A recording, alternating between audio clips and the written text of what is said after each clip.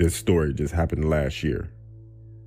I work as a receptionist at a hotel, and we often hold high school proms here as we have a big hall and a stage. In order to get to the hall, you have to pass the reception desk.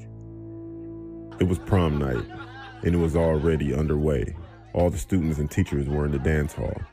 All the pictures had been taken, and the reception area was empty. At some point during the evening, someone approached the reception desk.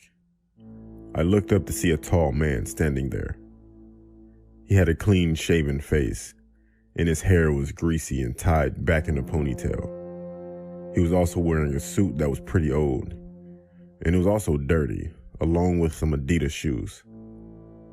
His eyes were wide open, and he said, "I'm here for the prom." At first, I thought he was kidding, but he looked dead serious. He accidentally said porn, then he said prom. I said, "Are you employed by the school?" He said, "No, I'm a student here." I still kept thinking he was joking. He looked to be in his late 40s, and he was telling me he was a high school student. So I asked him, "How old are you?" He said, "I'm 17. No, 16. Yeah, 16. At this point, I thought he was on drugs or something. I said, "I'm sorry, but you don't look 16 at all."